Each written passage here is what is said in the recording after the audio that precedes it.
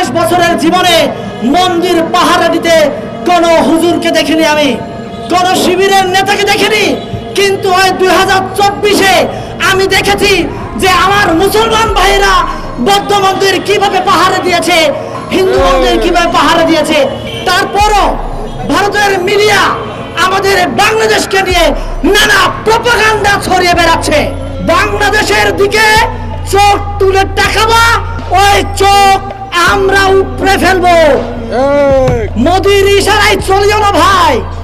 আমি একজন সংখ্যালঘু, ফ্যাসিস্ট হাসিনার দেওয়া উপজাতি আমি, কিন্তু আমি উপজাতি নয়, আমি বাংলাদেশি। আসসালামু আলাইকুম। সালাম না দিলে আমার বক্তব্য ভালো লাগে না। আমি একটা কথা দিয়ে শুরু করতে চাই। আমার এই বাংলাদেশে যে সংখ্যালঘু নেতারা আছেন, সংখ্যালঘু নেতা, এটা কার নাম জানেন?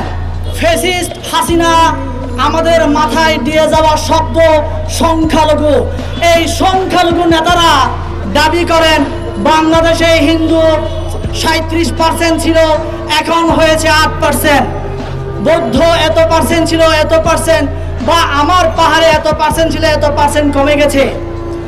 আমি সাবধান করতে যাচ্ছি, এই সংখ্যালঘু নেতাদের কথা যদি আপনারা শুনেন, আমার সংখ্যালঘু ভাইদেরকে আমি বলছি, আপনারা যদি তাদের উস্কানিতে পা দেন, তাহলে এখন তো 8% আছি, আগামীতে এটা শূন্যর কোথায় নেমে আসবে।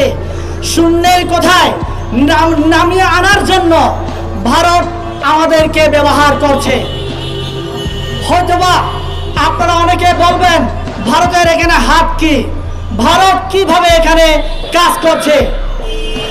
আপনাদের মনে প্রশ্ন জাগতে পারে, আমি উপজাতি নয়, আমি বাংলাদেশি। আজকে আমাকে উপজাতি বললে আপনারা চিনেন, কিন্তু আমি যখন চাক বলি আপনারা আমাকে চিনেন না। আজকে বাংলাদেশে আমরা 6000 আছি, আগামীতে এই 6000ও বাংলাদেশে থাকবো না যদি এই আমরা সেই মোদির ইশারায়, ইসকনের ইশারায় আমরা যদি তাদের কথা মতো চলি।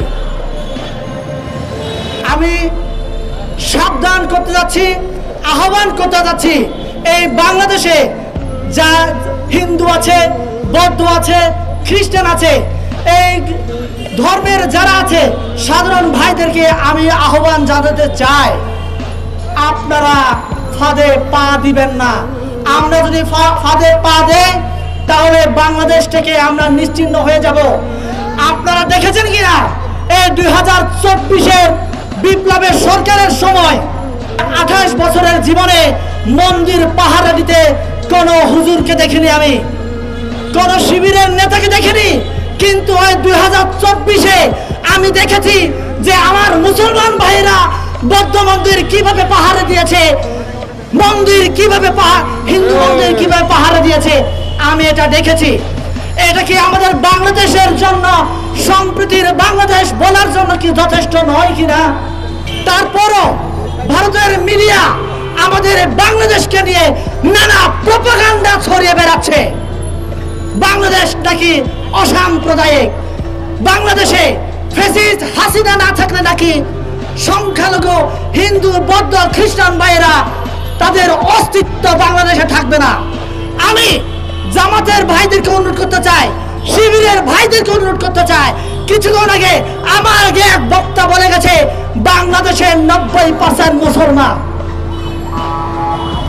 এই 90% মুসলমানের কাছে আমার আহ্বান থাকবে, আপনারা দেখিয়ে দেন এই বাংলাদেশের মানচিত্রে একমাত্র মুসলমানরাই ভিন্ন ধর্মাবলম্বী ভাইদেরকে বুকে আগলে নিয়ে নিরাপত্তা দিয়ে রেখেছে।